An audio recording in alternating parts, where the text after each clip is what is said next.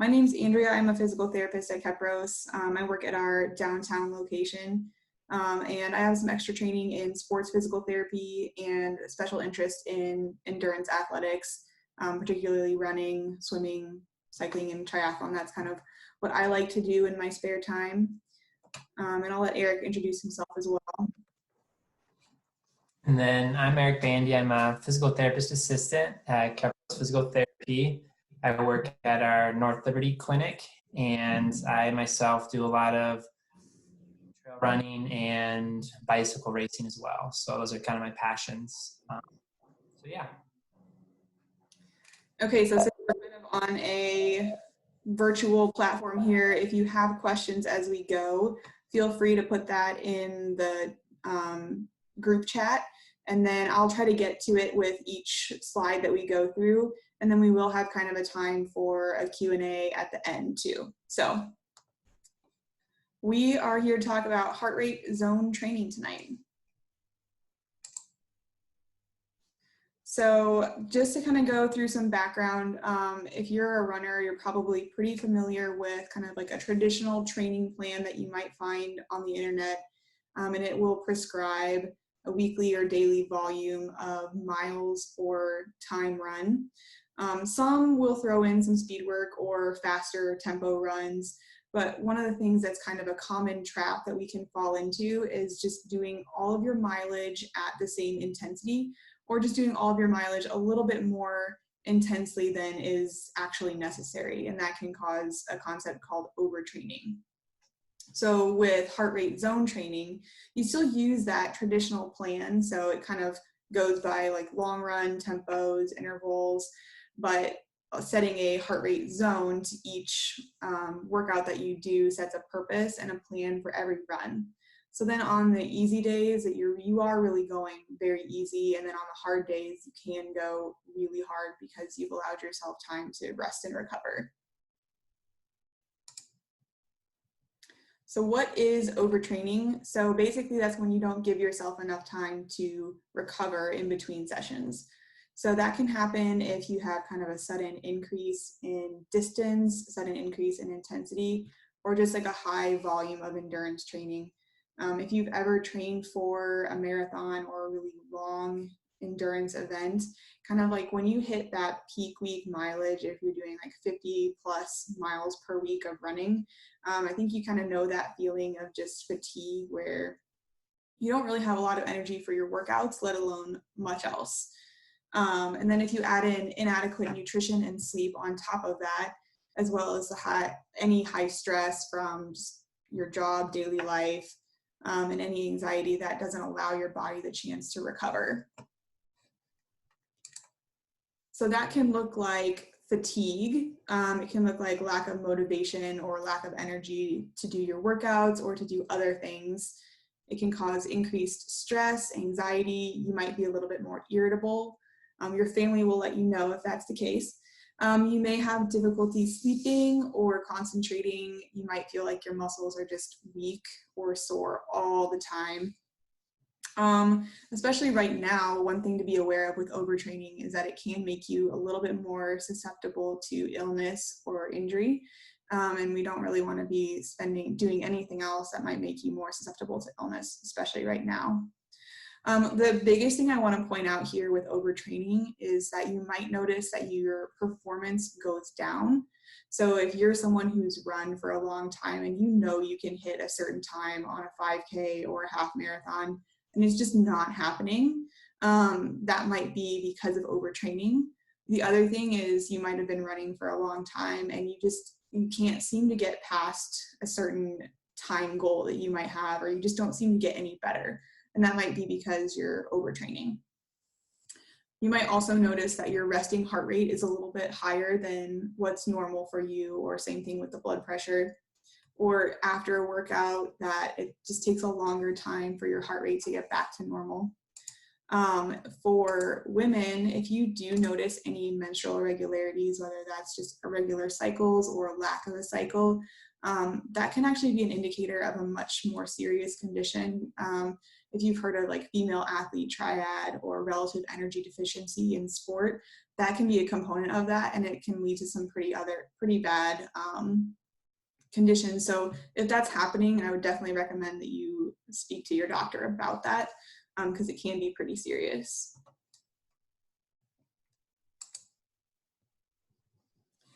Okay, so we'll just go through a couple additional concepts here.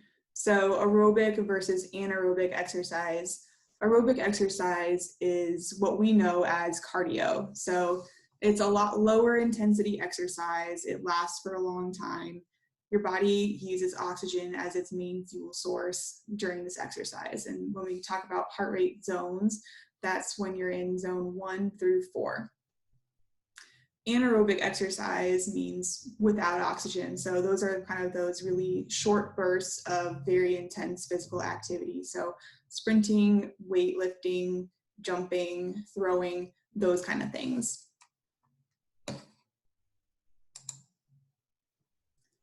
Okay, so I'm going to go through kind of the math way of finding your maximum heart rate, and then Erik's going to talk about a way to find your heart rate doing just like kind of a max out workout.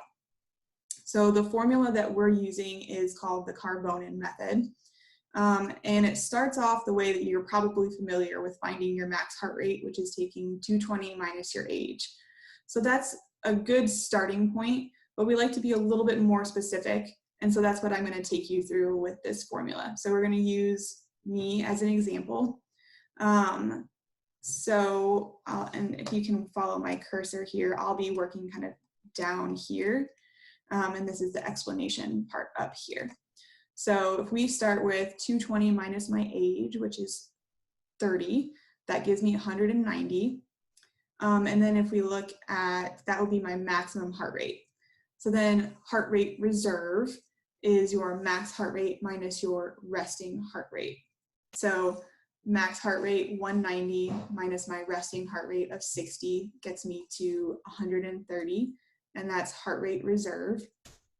Then to find your target heart rate, which is the heart rate that you want to be working at during each specific zone, you'll take your heart rate reserve times the intensity, the prescribed zone intensity, and add back your resting heart rate. So if I'm going to work in zone 2 for my long run, I'm going to take my heart rate reserve of 130 multiplied by 0.6 for 60% intensity, and then add in 60 beats per minute for my resting heart rate. So then my lower bound for that zone 2 is 138 beats per minute. And we'll have this available for you if you want to get that for yourself, or you can just Google the Carbonin method and it'll walk you through this. And then I'll let Erik talk about doing a certain workout. Yeah, so another method would be if you do have a heart rate monitor, you could actually go out and kind of do a practical application to see where your heart rate is. And a good way to do that would be have a track where you would basically run 1 mile, which is kind of nice and easy as a warm-up. And then you would do another mile at a tempo pace. So kind of a little bit uncomfortable, but still not too terrible for you. There's 2 miles there, and then what you would do is start running a 400 where you're increasing your speed. On the last 400, you would be all out effort, and that all out effort, the highest point of your heart rate would most likely be your max heart rate. Kind of another simpler way to do that same thing would be running a 5K. And for like the last 2 to 3 minutes, you would just go as hard as you can. And where that heart rate kind of peaks out would be closer to your max heart rate. So that would be kind of another practical application to find and measure your max heart rate. And it should be relatively close to this other method that Andrea went through, but everybody's a little bit different. So that would be another idea to calculate your max heart rate.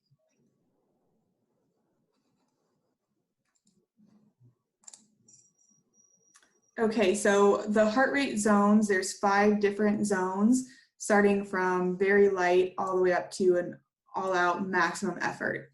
And we're gonna go through some details on each zone here.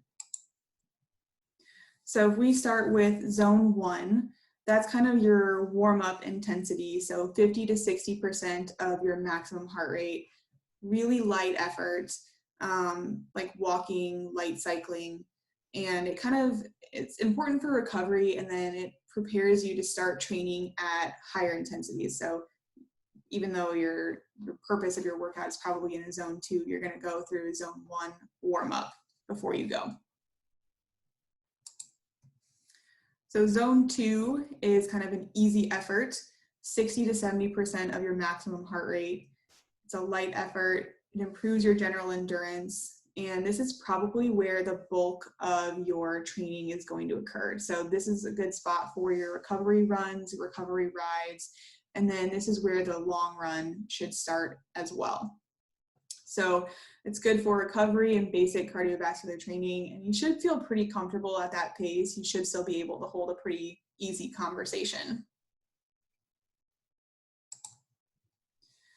Zone 3 is 70 to 80% of your maximum heart rate, and this kind of throws you into that aerobic effort level.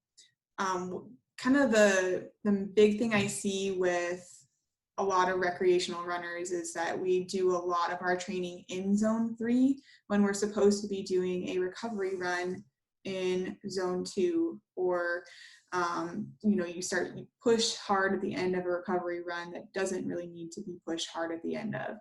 So if you're really truly working in zone 3, that's more where your tempo runs or tempo rides should occur. So those are the runs that are a little bit faster. They get you ready to work at your race pace. A little bit more difficult to hold a conversation here, and it helps strengthen your lungs and heart for endurance, and actually does improve the efficiency of your cardiovascular system.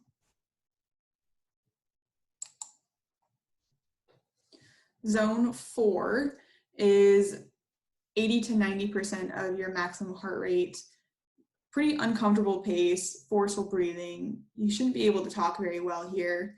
And this is where we would probably find most of our speed work. So if you're familiar with speed work, that's kind of, if you're on a track, like a 400, 800 mile repeat, kind of the interval training days. And the purpose of this is that it improves your speed and performance, even in longer races like a 5K, half marathon, or marathon. One of the ways that this type of training works is it works on your anaerobic capacity and your lactate threshold. So that just means kind of like the threshold between aerobic exercise where you're still using oxygen and anaerobic exercise where you're kind of into that all-out effort.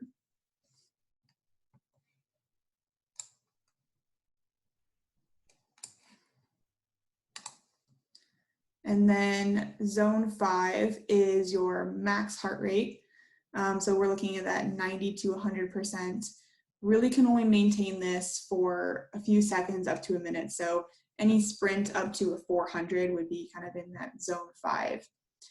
This is the part where we reach your VO2 max, which basically just means the maximum amount of oxygen that your body can actually use during exercise.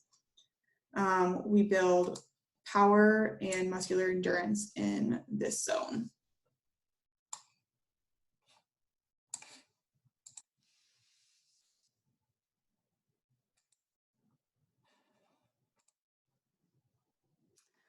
And then, so if you're not really like a numbers person, or it feels like it's a lot of effort to monitor your heart rate during a run or during a workout, there's a couple other ways that you can monitor your effort.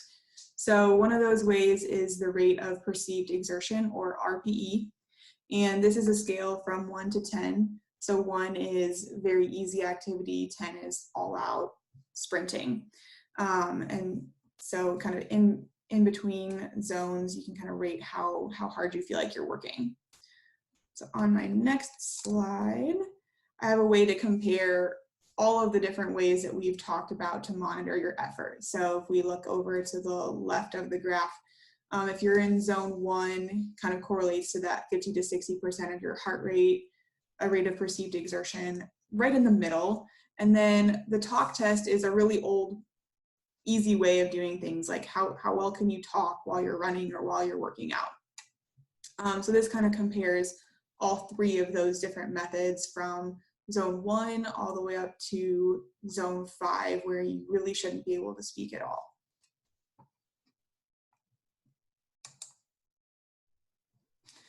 I'm going to just kind of explain a concept called cardiac drift here. And this is a really important concept for adjusting your heart rate and zone intensity as you work out for a long period of time. So when you start to exercise, your heart rate automatically goes up because you need more oxygen. After a few minutes, it kind of stabilizes and stays that way for about 30 minutes. But then at that 30-minute mark, so this is where if we're looking at longer tempos or just longer interval workouts, and particularly the long run, your heart rate is actually going to increase again. So your core temperature goes up, heart rate will also go up, even though your pace or your intensity level has not changed.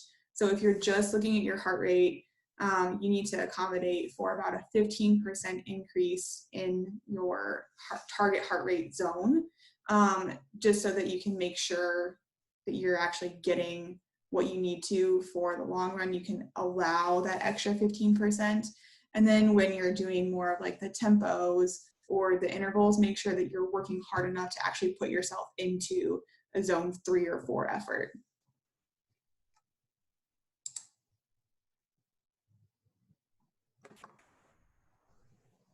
Okay, and then Erik put a couple of screen grabs of his workouts in here, so I'm going to let him chat about that. Yeah, so here are just two examples to illustrate that cardiac drift. So the first one over on the left is a 5-mile threshold run, so that would kind of be my zone 4 run there. So you'll hear initially how there's that big ramp up in that heart rate, and then it levels out a little bit. So that would be an example that Andrea was talking about with that cardiac drift. Now, with that given run, I wasn't in it long enough to where you saw that secondary drift. So that's the example on the right would illustrate that. So that was kind of like a half marathon run there. So you see an initial drift, and then kind of right after about 25 to 30 minutes, that's where it kind of ramps up again with it. The little peaks and valleys after that workout got into a little bit more hills, so that's why the heart rate varies a little bit. But that just kind of illustrates what Andrea was talking about. Other things that can really affect that cardiac drift can really be like heat. If it's really hot outside, you'll notice it drifting a little bit more or less. So kind of in the winter versus the summer, you might see some differences there. Or if you're in Iowa, then all of a sudden you go down to Arizona or Florida for a race, that's going to be a little bit different too for your heart rate and how it responds to things. So there's all different apps out there that illustrate this very similarly. We'll kind of talk about those briefly coming up, but this was just taken from Strava here.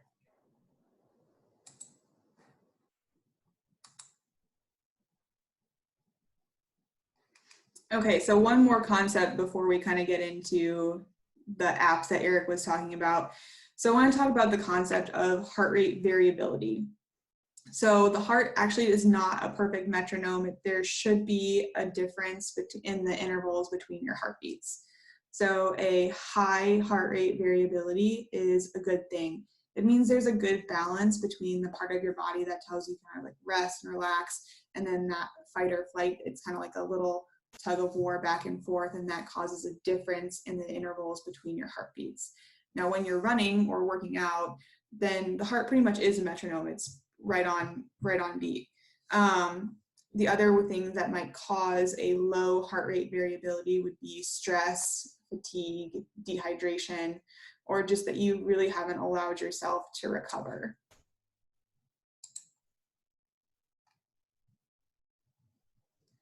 So here's kind of what that looks like if you were to measure that with an EKG.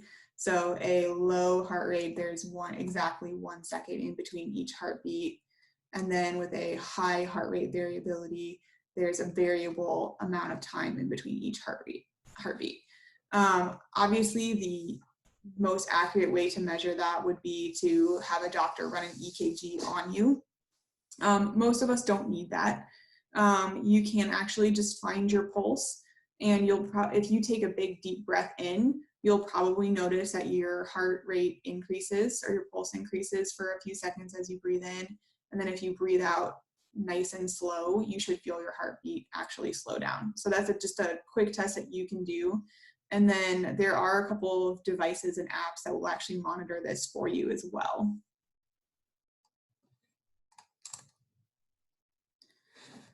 So there's a couple apps that monitor your heart rate variability. I was just looking at some of Garmin's like higher end watches will monitor your heart rate variability, as well as a bunch of other metrics. And then there's an app called Whoop that also has a strap that monitors heart rate variability, sleep, recovery, and kind of gives you some metrics and data about when it might be a good time for you to actually attempt another hard workout based on some of those variables that it puts in. It's almost like with some devices, you're paying upfront for the cost of the device. And then with Whoop, you're paying nothing for the device, but then you have to pay a subscription fee to actually get the data off of that. As far as like monitoring your heart rate, I would say most GPS watches now have a heart rate or a wrist-based heart rate monitor in them. If that's what you're going to use as your primary method of monitoring your heart rate, I would just check it for accuracy. So mine is pretty accurate if I'm at rest, and it seems to be pretty accurate with biking. But then when I'm running, there's a little bit more movement and it's higher intensity. So mine seems to be off about 20 per minute, like a little bit higher than what I would expect. A chest strap will be more accurate. It's probably the most accurate way of doing it. And then all of those things will pull all the data off of the watch into an app. So you can use Strava, which is what Erik was using. You can use Garmin Connect, Whoop, or Wahoo is another tracking system. And then each one of those companies has their own tracking device. So like Fitbit, a Garmin, Apple Watch, Wahoo has some specific heart rate trackers as well. Yeah, so typically what I use is just a chest strap here, and it's Bluetooth. It syncs right up to my watch. It can also sync up to your smartphone. I like the GPS watches, but just like Andrea was saying, when you get up into those higher efforts, I feel like it's off by about 10 to 20 beats per minute, but it does a pretty good job with my resting heart rate. So that's why I use the chest strap, just to get a little bit accurate reading there with it. So.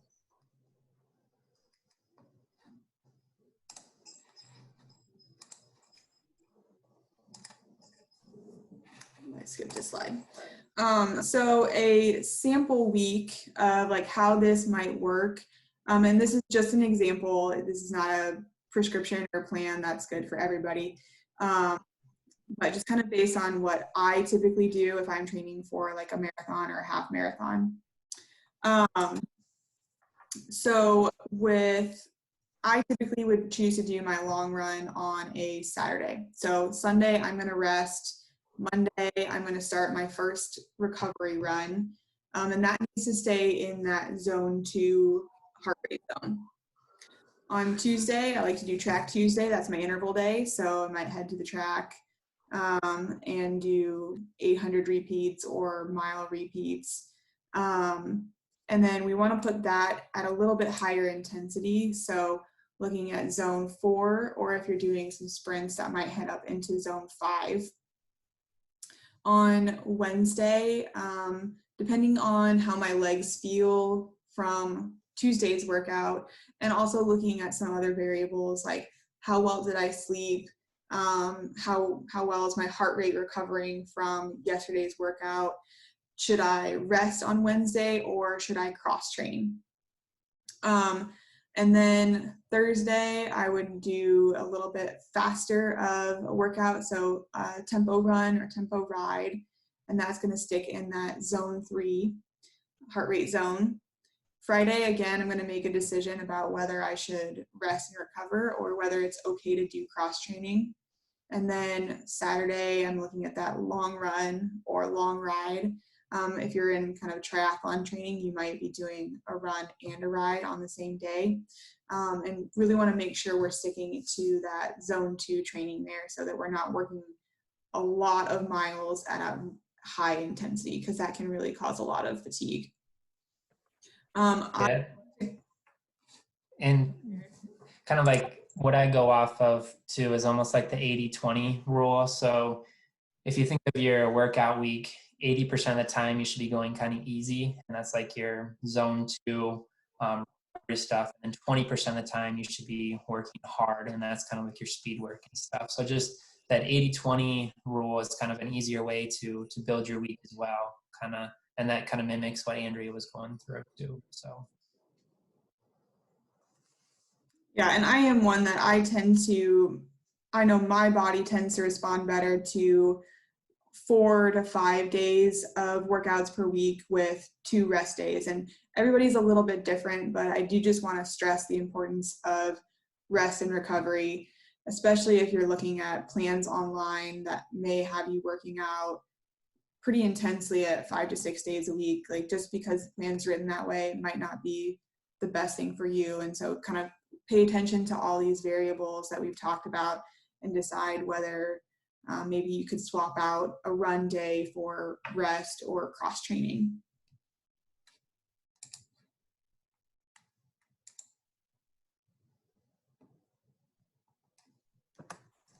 Okay, and I know we did have one question in the chat. So this question is for Erik. Wondering if there's a way for runners or cyclists to evaluate their max heart rate with a workout. yeah, that's a good question. So to get a rough idea, you can also use that formula that Andrea put forth, but to do it in a workout, is going out, doing kind of a nice warm up, about 15-20 minutes or so, just at a comfortable pace. Kind of be like your zone 2 or tempo. And then the best bet would be to find a small hill in your neighborhood or around you, and trying to do that hill or that effort as hard as you can. It would be nice if that hill was about long enough to where it would take you, about a minute to do that climb distance-wise. Now this is Iowa, and there's not so many huge hills to choose from, but that would kind of be an ideal effort to get your all-out effort to see where your heart rate peaks there. Does that help answer your question? So get a nice warm up in about 20 to 30 minutes, kind of that zone 2, zone 3. And then I would say wherever there's a larger hill or a climb, if you wanted to go all out effort on that hill, the longer the better. And then that would help kind of gauge your max heart rate.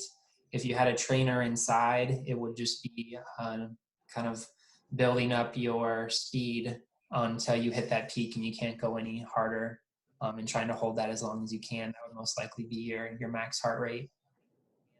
Although similar to running, you might find that your max heart rate with cycling is a little bit lower than with running. You'll probably achieve a higher heart rate with your max during a running workout versus a cycling workout, just because of the difference in activities. Anybody else have any other questions? You can type them in the chat or chime in. Yep.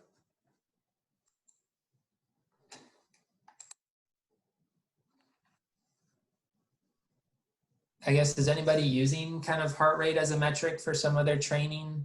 I know when I first started, I was just trying to get the miles in and try to run as fast as I could all the time. And I found out that I was consistently running faster after I kind of was doing easier days. So I don't know if this is kind of a new concept for some of you, or are you guys planning for like your upcoming races?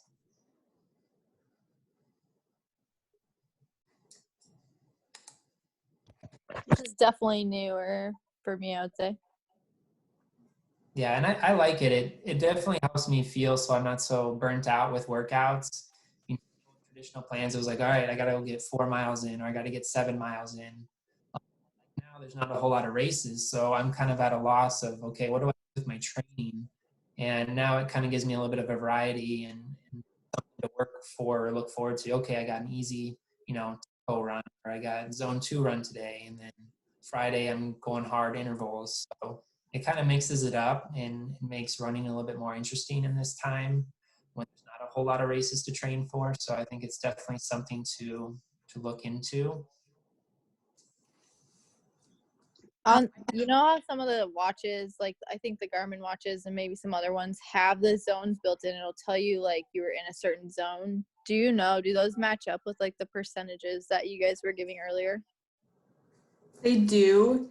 You can also set a custom zone. The one thing that they don't do, I don't think they account for cardiac drift, unless it knows otherwise. Yeah, I don't think some of the lower level ones account for that cardiac drift. And whenever you do get a running watch, it's important to calibrate a lot of that stuff and see if it's custom or if it's just kind of giving you a rough basis based on your age and weight and everything like that. So make sure you know how your heart rate zones are set on your watch. I know the Whoop kind of gradually gets to know your body the more you wear it, and it sets it for you yourself with things. But yeah, the heart rate zones on the Garmin watches that I've seen are pretty accurate once they're calibrated and everything. I did get another question, and it asked, what if you're trying to run in a certain zone, but your heart rate keeps jumping higher than what you're aiming for? And what if you feel like you can't slow down or maintain a certain pace? So I would say if you're trying to run in zone 2, but your heart rate kind of keeps going into that zone 3, that might be a sign that you're in a little bit of that like overtraining zone. And so you may need to either kind of gradually work, if you're doing that while running, then you may need to kind of pick a different mode of exercise until your heart rate can stay pretty consistent in a certain zone. So whether that's walking, really slowing down your pace on the run, or you could even start with like trying to increase your distance or time working out on the bike, and allowing your heart rate to stay level there before trying to go back to running. Yep, and I agree with that. And then also, even I've noticed with weather changes, so I know it's kind of a late start to spring and everything, but even with humidity, I'll go out for a couple runs and I'm like, man, this should feel like zone 3 for me, but I'm like way through the roof. So some of it can be overtraining, like Andrea said. The other thing can be external factors like humidity or the heat, and your body just isn't quite used to it. So those are some other things to pay attention to. But I think the more you get used to training this way, the more you almost, if you feel the same way, Andrea, but you almost don't need a watch sometimes, and you can start to figure out what zone you are in just by feel with things during the run. Would you agree to that, Andrea? Yeah, I would say kind of over the years, like I can pretty consistently, even without a watch, say like what pace I'm running at. And then if I do check it, I'm usually within 5 seconds of that pace. And it's the same thing kind of based on effort. And sometimes I do have to remind myself like, okay, you don't have to power up this hill. You don't have to sprint your last mile in, like slow down, go based on just how I feel. And I think that was really important for me when I was training for a marathon this fall, just because it is a lot of mileage on the legs, and so you do need a chance to recover a little bit more. So then with those, so say you're like, we live in Iowa. So say you're training into the winter time, but you're going to run, a marathon or whatever in Arizona or Florida. So clearly like training conditions are different here than they will be there. How, or what do you think is like the best way to account for that then? Because it's going to be different when you get there. I think you do what you can with it. If you can run inside somewhere on a treadmill to mimic some of the temperature, I'd say that would be your best bet. But as far as like climate control with humidity stuff, I think that's going to be a hard thing to train for.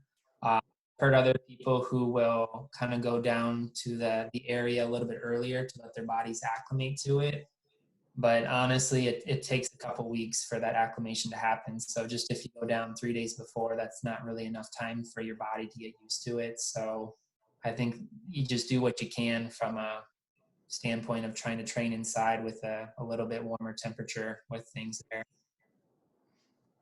And kind of just adjust your goals and expectations. Like if you've trained all winter and you're now used to 50 degrees, relatively low humidity, and then going to a place where it's 75 degrees and a lot more humid, then you're probably going to have to adjust your pace and goals.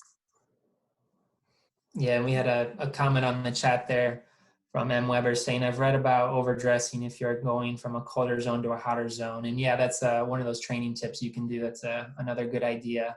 One thing too is just hydration too with that. And from a colder zone to a hotter zone, also kind of getting your body used to when you need to drink and fluids and everything like that is another thing to consider with those changes. So it's a good point to bring up with it. Kind of another side note, if anybody has any other questions, go for it. But in the past, there's been things about which zone is best for fat burning. You know, I'm in my fat burning zone. You know, that kind of oversimplifies things. The big picture is it's more about calories. They used to say kind of like 60% of your max heart rate was fat burning zone. But really from a standpoint of carbs to fat burning ratio, yeah, you're burning more fat in that zone, but ultimately it's not any different than kind of, I guess what I'm saying is you're burning the most fat even just at rest. So it comes down to more of a calorie deficit. So don't focus, oh, I'm in the fat burning zone 3.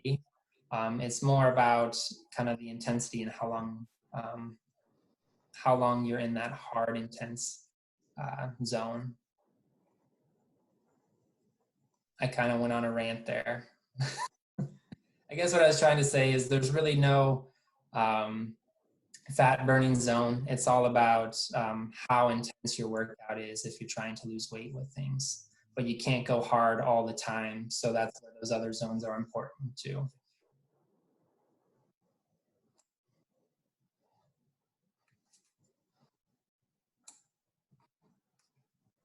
Any other questions?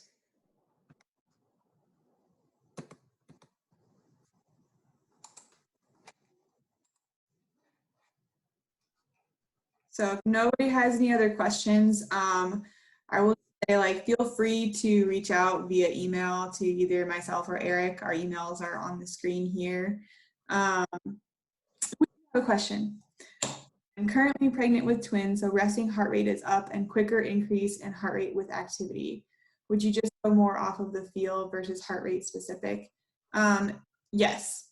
So obviously with pregnancy, we probably want to avoid like really, really intense workouts, especially towards the later stages of pregnancy. It's going to be just challenging for you to run really fast.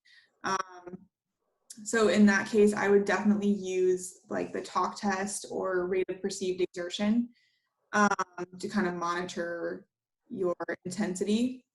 And just kind of be aware that, like, if you're not having a great field day, like, take it easy or take an extra rest day. With pregnancy, make sure you're staying hydrated. And then as long as your doctor has given you kind of like the recommendation that it's okay to continue running. And I know that like usually you're okay to run through certain phases of pregnancy as long as you've been running prior to pregnancy. Did that answer your question?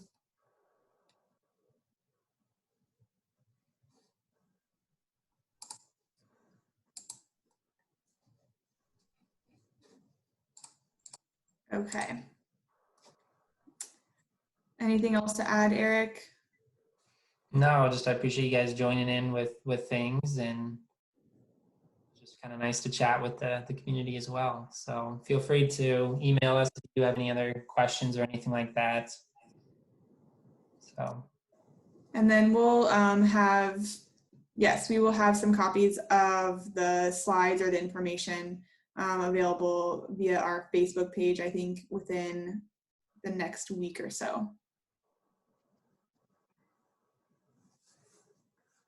So that'll be available to you. And then, like I said, just reach out if you've got questions or concerns, or if you would like to hear us talk about any different topics, let us know. But thanks for tuning in, everybody. Yep, thanks.